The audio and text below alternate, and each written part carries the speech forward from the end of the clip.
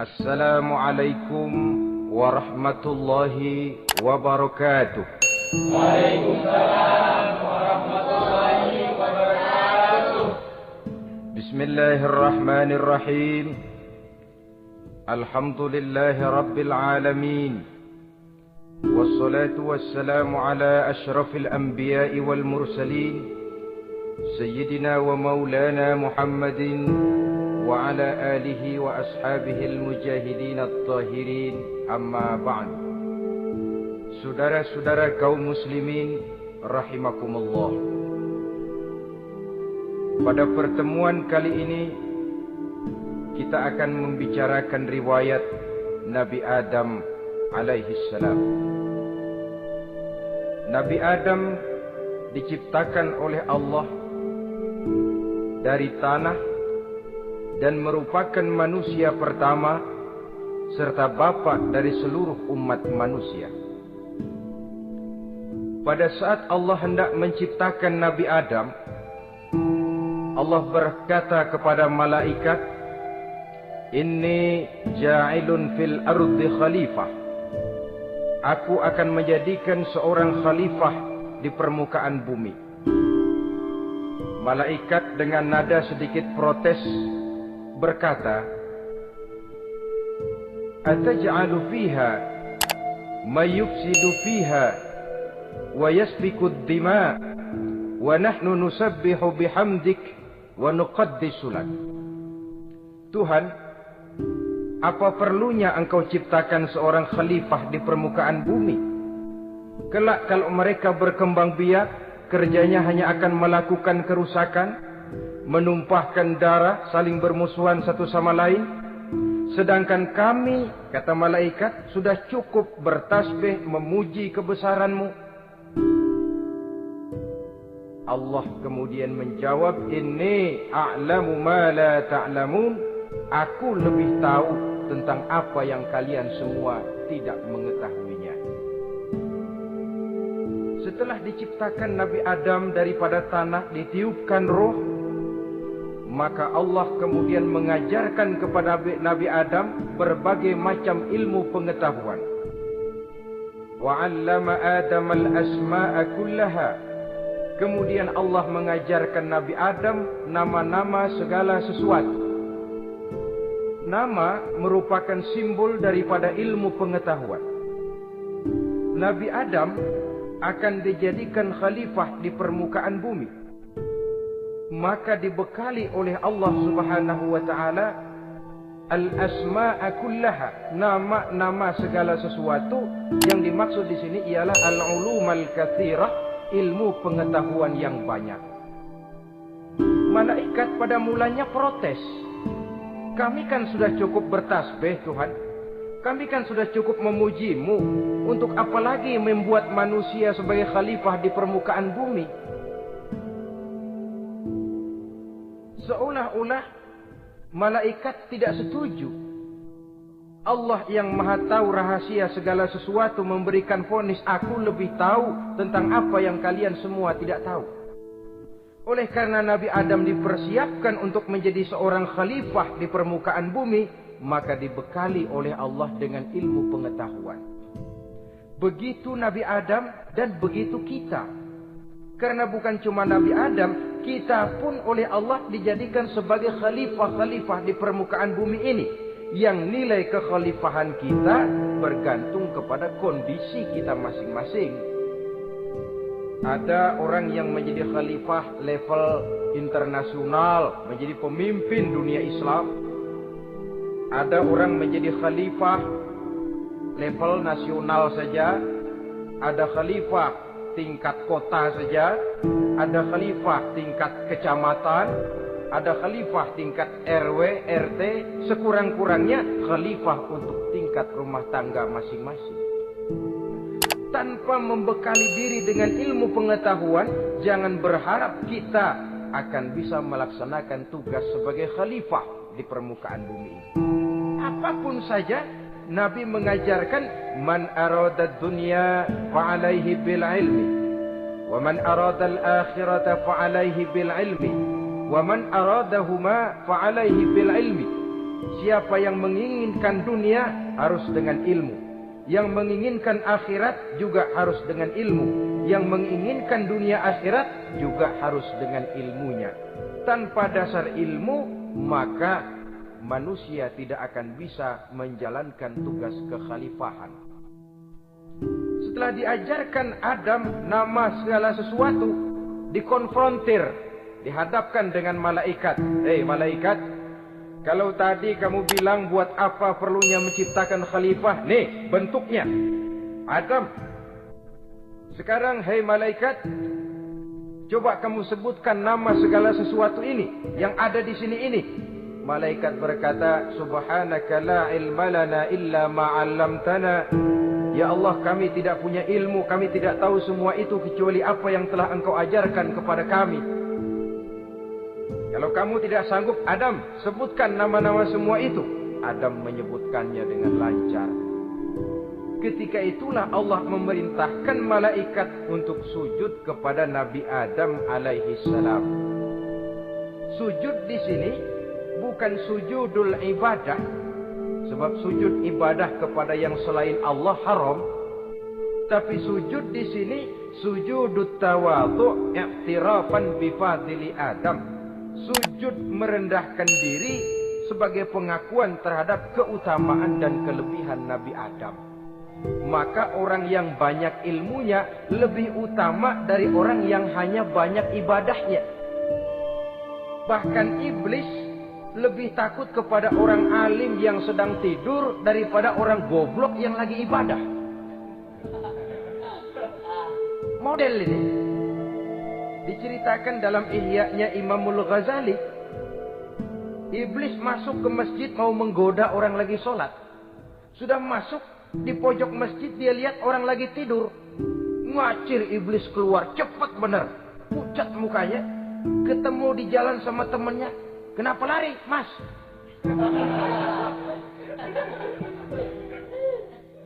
Kata temannya, saya mau goda orang sholat.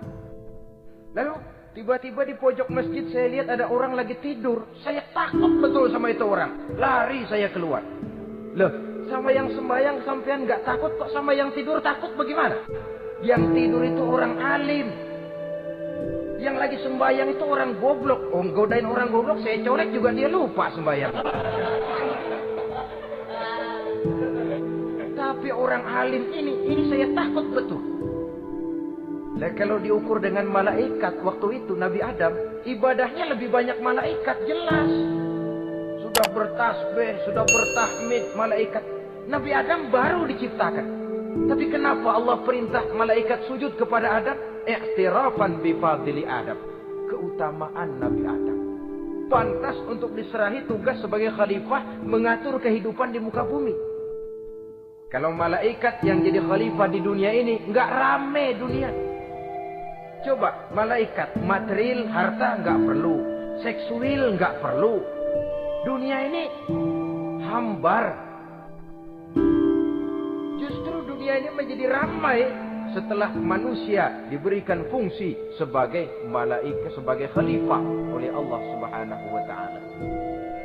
Saudara-saudara kaum muslimin rahimakumullah, setelah nyata kelebihan Nabi Adam, maka Allah perintahkan Nabi Adam tinggal di surga dengan segala kenikmatan yang ada di dalamnya. Tapi lantaran sendirian, kesepian Nabi Adam. Allah Maha Tahu, maka diciptakannya pasangannya, yaitu Siti Hawa dari tulang rusuk yang sebelah kiri. Sehingga Nabi pernah pesan begini, Istausu bin nisa fa innahunna khuliqna min dhil'in. Hati-hati kamu ngadepi perempuan. Tolong dengar nih yang laki-laki, yang perempuan belaga budak aja dulu lah. Hati-hati kamu ngadepi perempuan. Fa innahunna khuliqna min dhil'in, karena perempuan diciptakan dari tulang rusuk sebelah kiri. Apa watak tulang rusuk? Tulang rusuk itu kan bengkok. Perempuan tuh begitu, didiemin aja bengkok terus, dikerasin patah.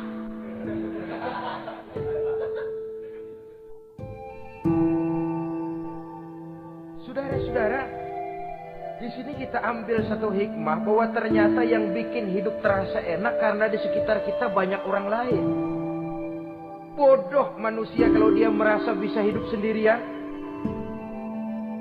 Tinggal di tengah kampung tapi gayanya gaya orang tidak mau kenal dan tidak mau tahu sama tetangga. Jangankan di dunia, di sorga saja Nabi Adam karena sendiri kesepian. Apa saudara mau tinggal di Jakarta? Apa saja di Jakarta, sudahlah milik saudara. Hotel Indonesia dikasih saudara, Hotel Borobudur punya saudara, Monas buntel bawa pulang. Semanggi ambil, tapi di Jakarta saudara tinggal sendirian. Kira-kira enak nggak? Ternyata yang bikin hidup terasa nikmat karena di sekitar kita banyak orang lain. Begitulah Allah ciptakan Siti Hawa. Setelah diciptakan Siti Hawa, natur manusiawi. Nabi Adam mau main pegang aja. Kata Allah, hai Adam, jangan kau sentuh sebelum kau bayar maharnya. Maharnya apa ya Allah? Maharnya antusalli ala Muhammadin sallallahu alaihi wasallam. Maharnya kau bersolawat kepada Nabi Muhammad. Manusianya belum lagi diciptakan tapi namanya sudah ada. Nurnya sudah ada. Bahkan dijadikan mas kawin antara Adam dengan Hawa. Karena itu dalam Islam sebenarnya urusan kawin itu bukan yang sulit. Maka jangan dipersulit. Tapi juga jangan digampang-gampangin.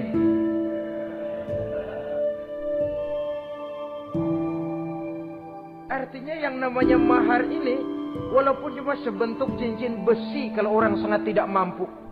Bahkan dengan mengajarkan Fatihah saja sah. Saya terima nikahnya Fulanah binti Fulan, dengan mas kawinnya saya ajarkan dia surah Fatihah. Kalau memang kere betul, tidak punya apapun, sah sudah itu. Agama ini mudah, karena itu jangan dipersulit, tapi juga jangan digampang-gampangin. Setelah itu Allah memerintahkan, Ya Adam uskun anta wa zawjukal jannah. Hai Adam, kau dan istrimu tinggallah dalam sorga. Wa kula minha ragadan haitsu syi'tuma.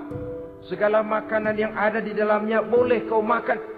Pakaian yang aneka warna boleh kau pakai. Nikmati seluruh fasilitas yang ada di sorga ini. Cuma atup aja damu. Yang lain boleh dah. Mau nggak pakai atup aja jangan.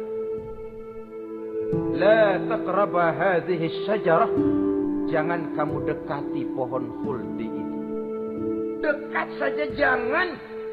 Apalagi sampai metik. Jangan Adam. Saudara, ma'asyiral muslimin, itulah watak manusia. Kalau ada 10 persoalan, yang 9 boleh, yang 1 tidak boleh, yang tidak boleh yang bikin dia penasaran. Gue pengen tahu apakah gak boleh sih. Timbul penasaran.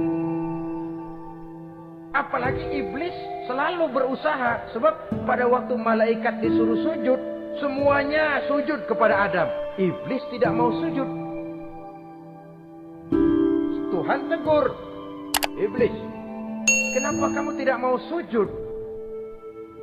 Mana mungkin Tuhan, saya akan dibikin dari api, kata iblis. Adam dari tanah, unsur api lebih mulia dari unsur tanah. Masa saya harus tunduk kepada Nabi Adam? Gengsi dong. Adam kan anak kemarin sore, baru dibikin. Masa saya harus tunduk kepada orang yang macam itu? Ini kan perintah aku iblis. Kalau kau tidak mau tunduk, keluar dari sorga ini. Terusir iblis dari sorga karena kesombongannya tidak mau sujud kepada Adam. Nah, logika, kalau udah di sorga aja sombong diusir, apalagi yang masih tinggal di pinggir kali sombong.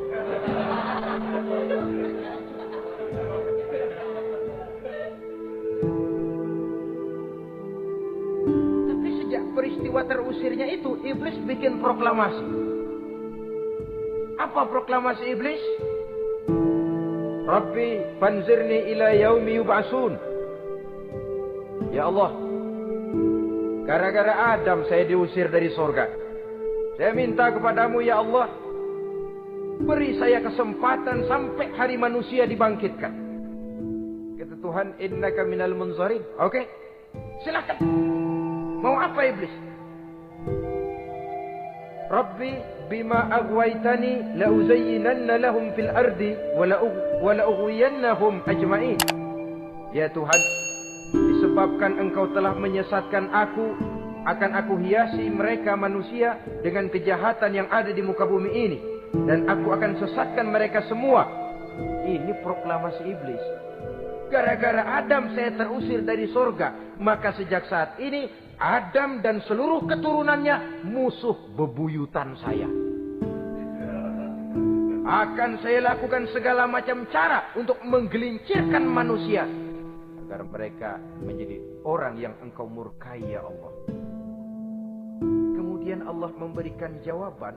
Dialog ini saudara bisa lihat dalam surah Al-Hijr ayat 40, 41 sampai 44. Kata Allah apa? Inna ibadi laisa laka alaihim sultanun illa man ittaba'aka minal ghawin. Silahkan iblis. Yang lain barangkali bisa kau goda. Kecuali hamba-hambaku yang benar-benar hambaku, engkau tidak akan punya daya mempertipu mereka. Engkau tidak akan punya kemampuan menggelincirkan mereka. Kecuali kalau memang mereka sudah mau ikut pengaruhmu. Sepanjang mereka benar-benar menjadi hambaku, kata Allah, hamba Allah yang sebenarnya, mereka di luar kekuasaanmu iblis. Tapi kalau mereka sudah turun menjadi hamba harta, hamba dunia, hamba pangkat, budak jabatan, mereka itu yang bisa kau gelincirkan. Selama mereka masih tetap sebagai hambaku, kata Allah, mereka di luar jangkauan kekuatan dan kekuasaanmu iblis. Nah, sejak saat itu kan iblis selalu nyari jalan, nyari lantaran. Bagaimana Adam nih supaya dia tergelincir. Gara-gara dia saya diusir dari surga. Nguping terus iblis. Sampai akhirnya dia dapat berita tentang dilarangnya Nabi Adam mendekati pohon khuldi itu. Satu hari dengan muka sedih, iblis itu the best actor. Aktor ulung dia. Dengan roman muka sedih, dia datang kepada Nabi Adam dan Siti Hawa. Kata Nabi Adam, iblis, ente kok tampangnya demek amat sih?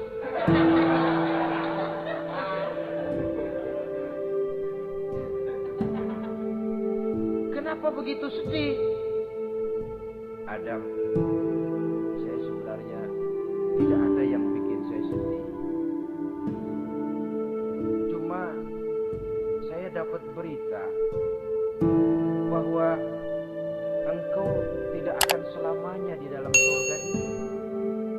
Wah Adam, kalau engkau bisa tetap tinggal di surga bersama istrimu, alangkah bahagianya saya, kata iblis. Tapi saya dapat kabar ente nggak bakalan lama-lama di surga. Buktinya ente dilarang makan buah khuldi. Khuldun artinya kekal. Kalau kau makan buah itu, kau akan kekal di surga Adam. Tuhan gak pengen, makanya dilarang. Wa qasamahuma inni lakuma laminan nasihin. Untuk memperkuat omongannya, sumpah si iblis. Bener Dam, saya sih ngomong cuma buat kepentingan ente. Saya sayang sama ente. Yang tahu cuma saya dah. Bicaranya seolah-olah untuk kepentingan Nabi Adam. Sebenarnya tujuannya tidak lebih menjerumuskan Nabi Adam. Begitu iblis zaman dulu, zaman Adam. Dan begitu iblis zaman sekarang. Seolah-olah bicaranya untuk kepentingan umat Islam. Tapi sebenarnya tujuannya ngelecehin. Memperdayakan umat Islam. Dia bilang kepada Adam, saya sih cuma ngasih saran Adam, kalau ente pengen selamanya di surga, petik aja tuh buah. Pokoknya beres dah. Itu si Tuhan ngelarang, dia bohongin doang lo. supaya kau dan istrimu tidak lama-lama di surga, maka dilarangnya kau memakan buah khuldi itu. Udah, embat aja. Saudara-saudara, tipu daya iblis ini bisa kita baca dalam surah Al-A'raf ayat 20 sampai ayat 22. Nabi Adam tergoda,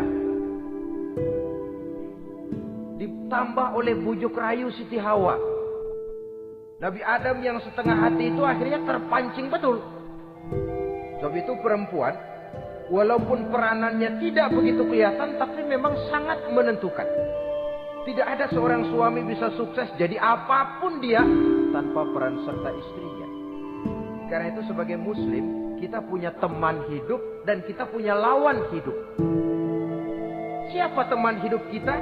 Dalam arti sempit, teman hidup kita istri. Kalau dia istri tentu suami yang taat kepada Allah dan Rasulnya. Dalam arti luas, teman hidup kita ialah setiap muslim, setiap orang yang pandangan hidupnya sama dengan kita. Itu teman hidup. Lalu lawan hidup kita siapa? Lawan hidup kita secara mutlak iblis dalam segala bentuknya. Iblis yang berbentuk halus, ini ngusirnya rada lebih gampang. Konon ya, iblis setan itu kalau dengar orang azan kan lari. Takut ya, bacakan bismillah, minggir. Yang sulit diusir ini iblis yang berbentuk manusia. Diazanin nyengir.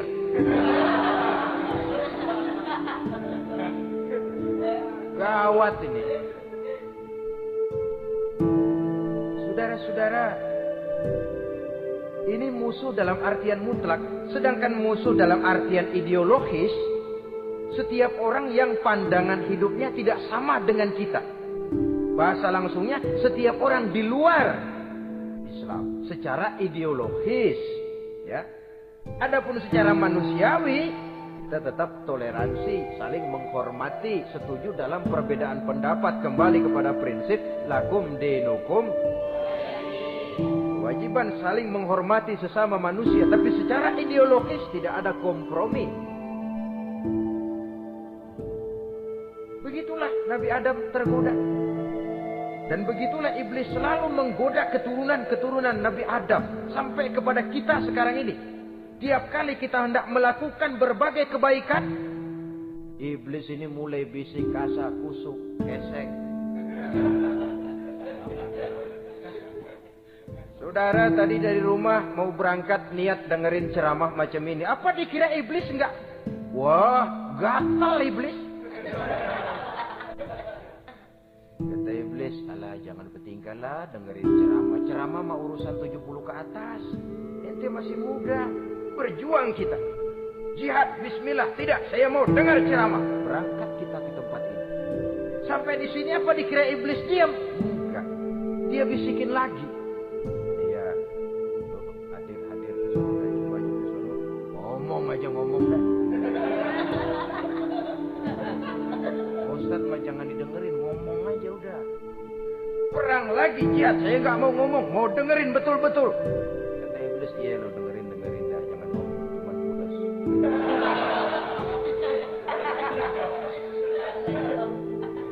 Segala macam cara dilakukan oleh iblis untuk menggelincirkan manusia. Ketika Nabi Adam mengambil buah khuldi itu, datanglah murka Allah. Adam, seolah-olah kalau bahasa kita, kelewatan kamu ada. Dari belum ada, aku ciptakan kau. Barangkali kau merasa kesepian, aku ciptakan Hawa. Aku tinggikan derajatmu dari malaikat sampai malaikat sujud kepadamu. Aku perintahkan kau tinggal di sorga dengan seluruh fasilitas yang ada di dalamnya. Cuma satu yang aku minta, jangan dekati pohon khuldi, engkau tidak sanggup Adam. Keluar dari sorga ini. Terusir Nabi Adam dan Siti Hawa dari sorga. Turun ke dunia ini. Turun terpisah lagi. Ya Allah. Orang itu kalau biasa susah, ketemu susah sih emang lalap namanya. Makanannya, tapi biasa seneng ketemu susah. Ini yang kalau tidak kuat mental. Tengoklah zaman sekarang kan nih, kalau tuan-tuan rajin baca pos kotak, kayaknya nyawa murah bener. Pasal duit 100, nyawa hilang. Pasal diputusin pacar, begon ditenggang. Gantung diri pakai tali plastik. Murah betul kelihatannya jiwa itu. Sehingga pantas kalau Nabi pernah katakan irhamu salasatan minan nas, sayangilah 3 macam manusia. Pertama, azizan zalla, orang mulia yang jatuh hina. Pejabat tinggi kalau pensiun kesian bener. Ya Allah. Yang gak ada yang ngasih hormat, tanda tangan gak laku. Azizan zalla, orang mulia yang jatuh hina. Yang kedua, ghaniyan qad iftaqara, orang kaya jatuh miskin. Dari hidup serba ada jatuh melarat. Yang ketiga, faqihan yal'abu bihil juhal, ahli fikih ngerti hukum tapi dipermainkan oleh orang-orang bodoh yang kebetulan punya kekuasaan. Lalu keluar fatwa sesuai dengan pesan sponsor. Yang halal bisa jadi haram, yang haram dibikin remeng-remeng. Ahli fikih dipermainkan oleh orang bodoh. Kasihan betul. Terpisah Adam dengan Hawa ini. Adapun Nabi Adam turun menyesal dengan seluruh kesalahannya, sujud, taubat, menangis. Menurut riwayat 300 tahun beliau sujud. Seraya membaca Rabbana zalamna anfusana wa illam taghfir lana wa tarhamna lanakunanna minal khasirin. Ini doanya Nabi Adam, ya Allah, kami telah zalim kepada diri kami sendiri. Andai kata Engkau tidak kasihan, tidak memberikan ampun kepada dosa yang kami lakukan, sungguh kami termasuk ke dalam golongan orang-orang yang rugi. Ini yang dibaca Nabi Adam dalam taubatnya. Di akhir taubatnya, Nabi Adam munajat kepada Allah, ya Allah, dengan kebesaran Muhammad ampunilah dosa saya. Allah tegur, kaifa araftahu ya Adam walam akhluqhu. Dari mana kau bisa tahu nama Muhammad Adam padahal aku ciptakan saja belum manusianya.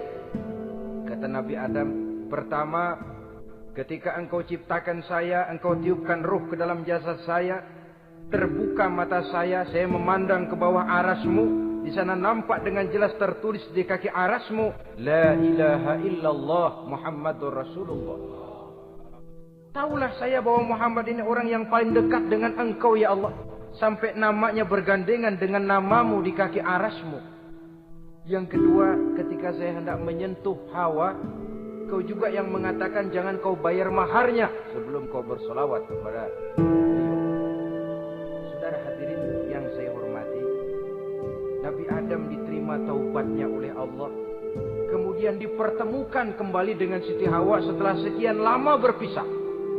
Pertemuan itu terjadi di satu dataran luas, di satu padang yang luas, yang sampai sekarang dinamakan dengan Padang Arafat. Tempat para ibadah haji melakukan wukuf, yaitu puncak pelaksanaan ibadah haji. Dan pertemuan itu sendiri terjadi di atas sebuah bukit kecil yang diabadikan dengan nama Jabal Rahmah di kawasan Arafat. Di atas Jabal Rahmah itu ada satu monumen kecil untuk mengabadikan pertemuan Nabi Adam dengan Siti Hawa. Lalu tinggallah keduanya di permukaan bumi ini. Oleh Allah diberikan karunia keturunan yang banyak. Dan tiap kali lahir kembar. Kembarnya laki perempuan, laki perempuan, laki perempuan. Dari sinilah berkembang biak manusia. Di mana di zaman Nabi Adam perkawinannya silang. Nah, tentu tidak ada manusia lain. Perkawinan silang itu artinya kalau si A dan B, A ini laki, B perempuan, kemudian lahir kembar kedua antara C dengan D, maka begitulah yang A dikawinkan dengan D, yang C dikawinkan dengan B. Perkawinan silang. Tidak boleh perkawinan yang kembar sama waktu dilahirkan. Nah, di antara putra-putra Nabi Adam yang kemudian juga membuat sejarah, yaitu Habil dan Qabil. Habil, saudara kembarnya namanya Labuda, perempuan. Qabil, saudara perempuannya Iklimah. Menurut hukum perkawinan waktu itu harus silang. Habil harus kawin dengan Iklimah dan Qabil harus kawin dengan Labuda. Tapi Qabil protes. Dia kepengen kawin dengan saudara kembarnya sendiri. Dalam arti yang sama-sama dilahirkan dengan dia, yaitu Iklimah. Kenapa? Karena kebetulan rupa Iklimah ini lebih cantik daripada Labuda. Protes kepada ayahandanya Nabi Adam. Apa? Saya tidak terima, saya harus kawin dengan Iklimah. Tidak Qabil, kamu harus kawin dengan Labuda. Gak mau. Kenapa dengan Labuda? Kurang kece.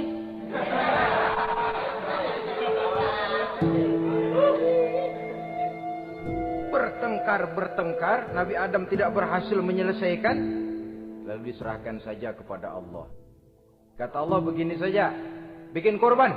Kamu berdua, Habil, Qabil. Siapa yang korbannya aku terima, dia boleh kawin sama Iklimah. Ternyata korban yang diterima adalah korbannya Habil. Jadilah Habil kawin dengan Iklimah. Tapi Qabil tidak puas. Dendam kesumatnya timbul, iblis ngilikin. Resep. Akhirnya dibunuh saudaranya Habil. Inilah sejarah pembunuhan pertama dalam kehidupan manusia. Qabil membunuh Habil. Habis dibunuh bingung. Gimana naruhnya ini mayat? Allah lalu memberikan petunjuk. Dalam Al-Maidah ayat 31 itu dijelaskan. Ada burung gagak berantem sama burung. Yang satu mati. Nah, oleh yang masih hidup, tanah ini dicakar-cakar sama kakinya dan sama paruhnya. Sehingga berbentuk lubang, bangkai saudaranya itu dimasukin ke lubang itu lalu diuruk lagi pakai tanah. Oleh cakar kakinya dan paruhnya itu. Sehingga Qabil, cara ini bisa. Itulah sejarah penguburan pertama dalam perkembangan manusia. Oleh karena itu, Nabi memberikan penjelasan, man sanna sunnatan hasanatan falahu ajruha wa ajru man amila biha wa fi riwayatin wa ajru man tabi'aha. Siapa orang yang melakukan satu kebajikan, dia akan mendapat pahala dan pahala dari orang-orang yang mengikuti kebaikannya. Misalnya saudara membentuk pengajian. Ramai pengajian saudara. 1000 orang yang datang ngaji, 1000 orang saudara dapat pahala. Sponsor kebaikan. Sebaliknya, wa man sanna sunnatan sayyi'atan falahu ismuha wa ismu man amila biha, ay wa ismu man tabi'aha. Siapa yang memulai suatu kejahatan, dia akan mendapat dosa dan dosa dari orang-orang yang melakukan atau mengikuti kejahatannya. Makanya saudara mengadakan pesta. Lalu dalam pesta itu terjadi segala macam maksiat. Maka seluruh maksiat yang terjadi malam itu di tempat itu, saudara ikut dapat dosanya. Kenapa? Sponsor. Tiap kali ada pembunuhan, Qabil dapat andil dosa. Kenapa? Sponsor. Tapi kalau 2 orang muslim, ini masalahnya Habil nggak ngelawan kan, dibunuh. Tapi kalau 2 orang muslim berkelahi, kata Nabi apa? Apabila 2 orang muslim saling berbunuh-bunuhan, maka al-qatil wal maqtul finnar. Baik yang membunuh ataupun yang dibunuh, dua-duanya neraka. Sahabat heran, ya Rasul, kalau yang ngebunuh masuk neraka pantas, tapi ini yang dibunuh kenapa neraka juga? Soalnya sama-sama niat, cuman keduluan aja. Itu kan masalahnya. Andai kata dia nggak terbunuh, dia yang akan membunuh. Niat itu sudah ada. Dan kalau Habil ini dia tidak punya niat membunuh, dia memang dibunuh oleh Qabil. Saudara-saudara kaum muslimin rahimakumullah. Lalu dari situlah berkembang biak keturunan Nabi Adam alaihi salam.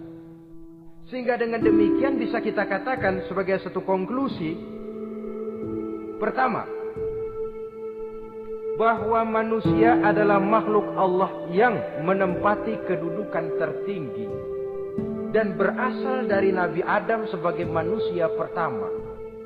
Dengan malaikat sekalipun, manusia sebenarnya lebih tinggi. Kapan? Kalau dia tetap benar-benar sebagai hamba Allah yang membekali diri dengan ilmu pengetahuan. Laqad khalaqnal insana fi ahsani taqwim. Kami ciptakan manusia dalam bentuk yang paling baik. Dan ketinggian manusia itu tidak ditentukan oleh bahan-bahan dari mana manusia diciptakan, tapi ditentukan oleh adanya roh yang ditiupkan ke dalam jasadnya dan kemampuan yang ditimbulkan oleh nilai-nilai rohaniah tadi. Kalau secara biologis kita ini semua bahannya sama. Dari saripati maak tanah yang menghasilkan buah yang dimakan oleh mak bapak kita, membentuk hormon, menghasilkan sperma, terjadi kerjasama yang baik antara ibu dan bapak, sehingga kemudian melahirkan kita ke alam dunia ini. Secara biologis bahan kita sama, dan tidak itu yang menentukan ketinggian manusia. Walaupun keturunan juga mempengaruhi, sebab sekarang ada istilah rame orang bicara bayi tabung. Dan majelis ulama sudah memberikan fatwa kalau spermanya itu berasal dari sang bapak, tidak jadi masalah. Tapi kalau dari orang lain, haram. Yang lebih celaka lagi di negara maju, tidak lewat proses alam rahim. Jadi dalam satu tabung yang diberikan suhu yang mirip dalam kandungan, di situ dipertemukan antara sperma, air mani laki-laki, dengan ovum, air mani perempuan. Diberikan suhu yang mirip dalam kandungan, dan itu diharapkan bisa menghasilkan manusia lewat tabung kaca itu. Saya tidak sanggup bayangkan kalau sekarang orang tanya usul asal-usul kita, kan kita masih enak jawab. Kamu anak siapa? Oh, bapak saya Fulan, ibu saya Fulan. Oh, kenal saya. Tapi manusia yang akan datang kalau proyek ini berhasil, bapakmu siapa? Enggak tahu, saya dulu keluar dari tabung, Pak. Rendah betul martabat manusia. Sama saja dengan ada perempuan pernah protes, Pak, Islam itu enggak adil katanya. Kenapa? Masa dalam Islam laki-laki boleh kawin lebih dari satu, tapi perempuan enggak boleh kawin lebih dari satu? Supaya sama-sama adil, boleh dong perempuan punya laki lebih dari satu. Saya bilang, justru disitulah Islam itu hendak menjaga martabat manusia. Kalau seorang suami punya istri empat-empatnya lalu hamil, bapaknya jelas. Tapi kalau perempuan satu punya suami 4 lalu hamil, bapaknya yang mana ya?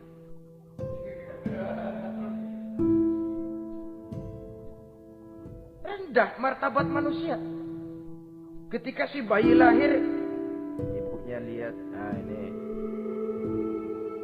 jidatnya kayak si ini. Sudah, ini anakmu saja nih, jidatnya jidat kamu.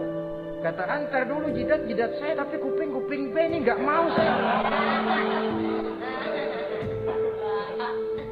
Terkatung-katung si anak tanpa tahu kemana dia mesti manggil bapak. Ibu daftarin anak ke sekolah, Pak Guru tanya lagi, ini bin siapa, Bu? Bingung lah, udah tulis Bu bin rame-rame.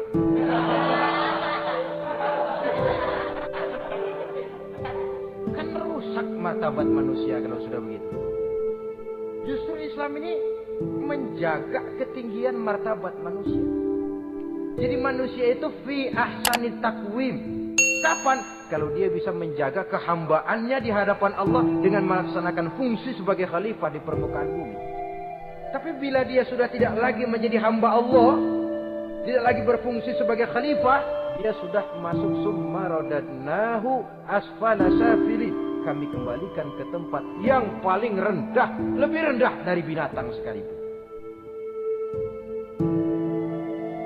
Kalau dia tetap menjaga posisinya lebih tinggi dari malaikat, malaikat saja sujud kepada Nabi Adam, apalagi kepada makhluk-makhluk yang lain manusia ini.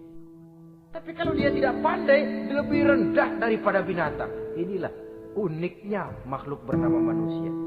Dengan posisinya, dia bisa menjadi lebih tinggi dari malaikat, tapi juga dia bisa meluncur lebih rendah daripada binatang. Untuk menjaga itulah diperlukan agama dalam kehidupan kita sekarang ini. Bukan cuma sebagai lipstick, tapi sebagai pedoman, sebagai way of life yang akan mewarnai cara kita berpikir, state of mind, rule of thinking, cara kita memandang kehidupan ini diwarnai oleh nilai-nilai agama. Dengan demikian, maka manusia bukan keturunan kera. So, ada satu teori namanya teori evolusi yang disampaikan buat pertama kali oleh Charles Darwin. Dia mengemukakan teori bahwa perkembangan kehidupan sesungguhnya di dunia ini menunjukkan mata rantai yang utama melalui apa yang dia namakan seleksi alamiah. Mula-mula dari ikan melalui seleksi ke amfibi, dari amfibi ke reptil, dari reptil ke mamalia, dari mamalia ke mamalia kecil, dari mamalia kecil ke primat, dari primat ke monyet, dari monyet menjadi Homo erectus. Ini teori Darwin. Tapi dia tidak jelas-jelas mengatakan bahwa manusia keturunan monyet, hanya seketurunan. Seketurunan kan tidak berarti keturunan. Begini saja. Toyota Kijang sama Toyota Corolla itu seketurunan. Tapi Corolla dengan Kijang kan lain. Cuma seketurunan. Dalam arti sumbernya sama. Makhluk yang tidak tahan seleksi alam, oleh udara yang sangat tinggi, perkembangan cuaca yang sangat panas, gempa bumi dan sebagainya, seleksi alam dia namakan, hilang, musnah dari peredaran. Seperti ada binatang raksasa itu dinosaurus, sekarang kan cuma tinggal dongeng saja, tinggal nama atau kerangka. Itu oleh seleksi alam dia nggak lulus, hilang. Yang bertahan, yang lulus seleksi alam. Manusia walaupun kecil yang lulus seleksi alam ini. Biar dihantam gempa bumi, angin topan, tetap aja ngejedok. Nah, teori Darwin ini, teori evolusi ini didukung dan dibuktikan oleh peninggalan fosil atau binatang dan tumbuhan yang hidup dan mati selama perkembangannya. Dari bentuk organik pertama hingga pendahulu terdekat daripada manusia. Tapi ada satu kelemahan dari pokok daripada teori evolusi ini. Pertama, garis perkembangan dari Homo erectus, yakni manusia jalan tegak, semacam gorila, sampai kepada manusia mutaakhir masih belum menentu. Artinya, okelah, kalau manusia seketurunan dengan kera, batas antara manusia yang wujud sekarang dengan manusia purba itu apa? Yang menjadi penghubung. Monyet tidak mungkin. Ini dianggap mata rantai yang hilang, missing link namanya dalam istilah ilmiahnya. Dan ini masih dicari sampai sekarang. Kalau pendahulu terdekat manusia mutaakhir ini manusia purba, katakan Homo erectus, manusia jalan tegak. Lalu generasi sudah itu sebelum berbentuk manusia apa? Ternyata sampai sekarang masih ada missing link, mata rantai yang hilang. Lalu yang kedua, teori evolusi berhenti kepada manusia mutaakhir. Kalau memang kita manusia sekarang ini hasil evolusi, tentu kita akan terus berevolusi lagi. Dan akan jadi apa kita nanti? Ternyata sudah ribuan tahun manusia tetap manusia begini-begini aja. Tidak berevolusi kita ini. Apa lalu matanya jadi cuma satu di tengah? Hasil evolusi? Kan tidak. Tidak berevolusi. Jadi kembali kepada Quran, manusia pertama adalah Nabi Adam. Dan manusia-manusia berikutnya keturunan daripada Nabi Adam. Dan bukan hasil evolusi daripada monyet. Juga tidak akan berevolusi kemana-mana. Kalau demikian benarkah teori evolusi? Untuk mengatakan mutlak benar, bukan wewenang kita. Untuk mengatakan salah total, juga kebenaran ilmu adalah relatif sebagai relatifnya daya pikir manusia. Di samping dia harus membuktikan kebenarannya, maka kebenaran ilmiah adalah kebenaran yang relatif dan temporer. Contoh kecil saja. Dulu orang berteori bahwa bagian yang terkecil dari satu benda namanya molekul, kan begitu? Molekul ini nggak bisa dibagi-bagi. Bagian yang paling kecil dari satu benda namanya molekul. Ilmu terus berkembang. Ternyata molekul sebenarnya terdiri daripada atom. Atom itulah bagian terkecil dari satu benda yang nggak bisa dibagi-bagi lagi. Nah, berubah sudah teori pertama. Tidak jadi molekul sekarang, atom. Belakangan rupanya atom masih tersusun dari partikel-partikel. Partikel inilah bagian yang terkecil dari satu benda. Berubah lagi sudah. Dan tidak mustahil akan ada penemuan bahwa partikel pun masih bisa dibagi-bagi lagi. Begitu juga dengan teori evolusi ini.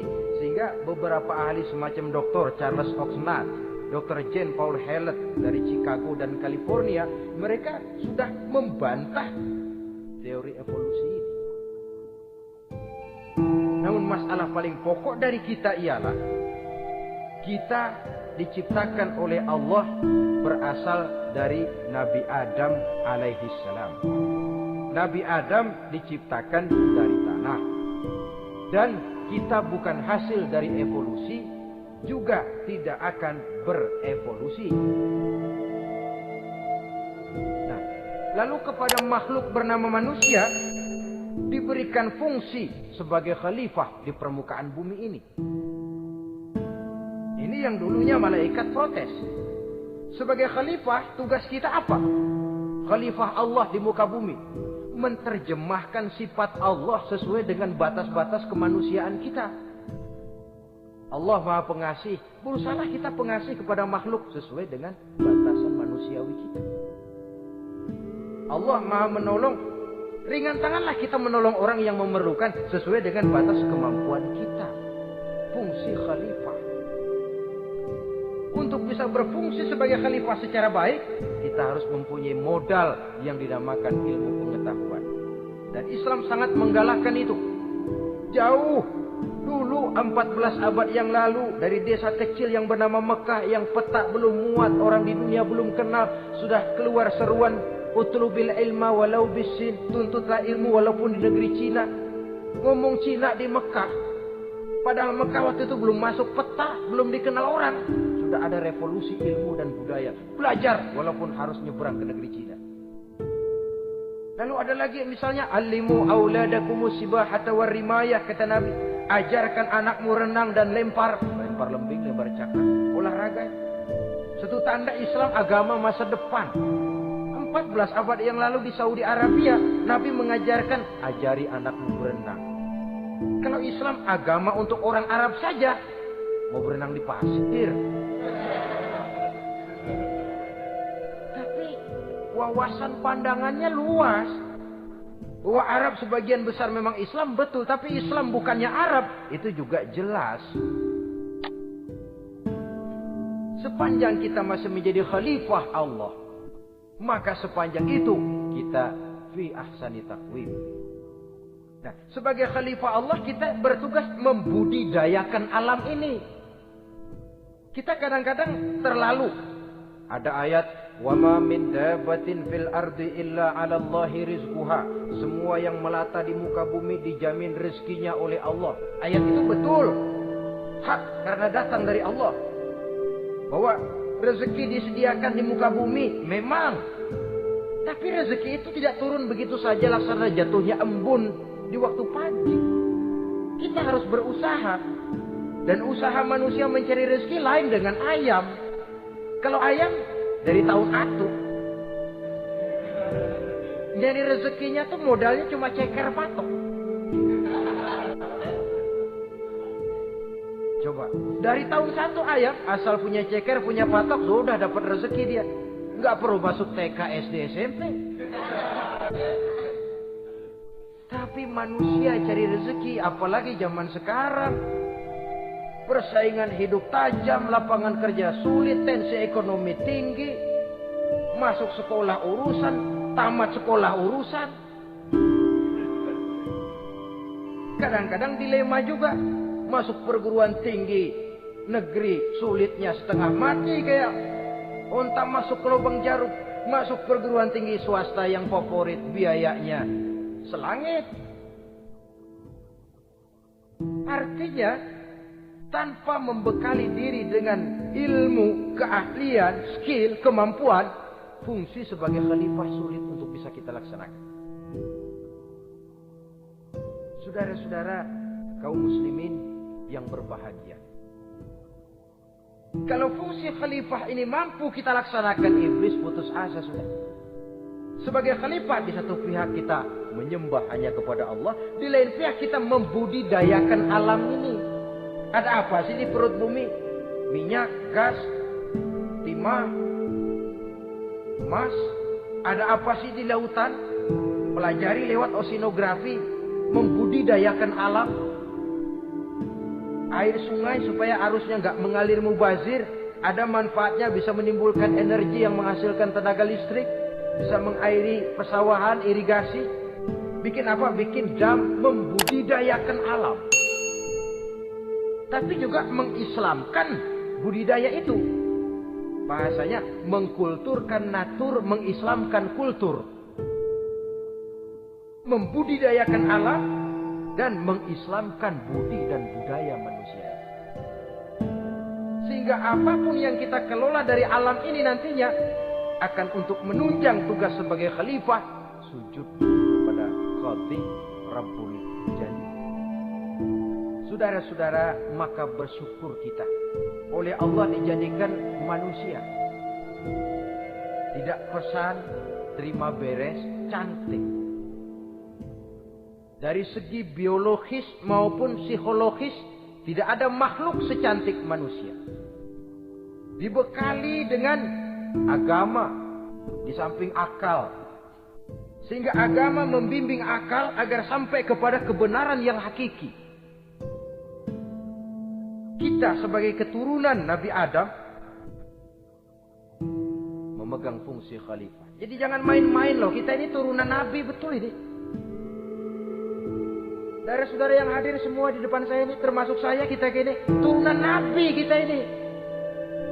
Nabi Adam. Jangan main-main loh, turunan Nabi gini-gini. Nabi Adam.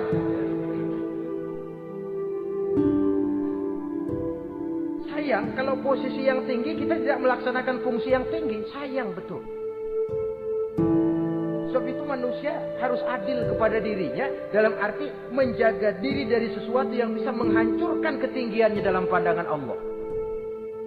Jadi kalau kita sudah lemparkan diri ke meja judi, hanyutkan diri ke tempat mabuk, hancurkan diri di tempat maksiat, itu sudah tidak adil kepada diri sendiri.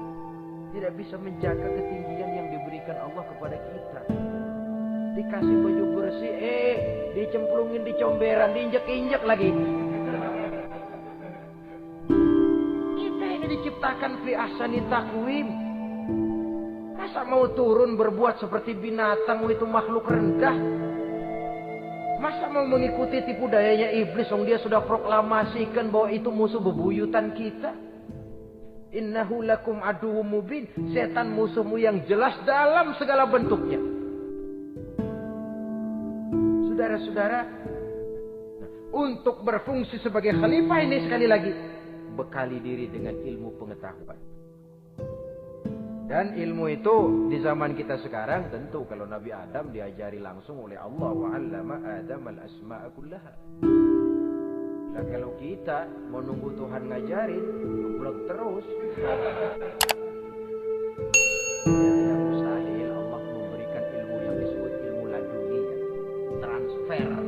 Langsung Allah memberikan kepada seorang hamba, membukakan pintu hatinya. Tapi bukan potongan kayak kita yang dapat ilmu laduni macam begitu. Satu contoh, menurut ceritanya, Hadratus Syekh Kiai Hasyim Asy'ari itu kan ngaji beliau kepada Kiai Khalil. Kalau Kiai Khalil ini balik 2 tahun berbukti di sana nggak diajarin apa-apa. Cuma kalau pagi jadi rumput. Tiap hari 2 tahun akhirnya Hadratus Syekh bilang, Kiai, saya kapan diajari? Sudah kau pulang saja, insya Allah kau alim.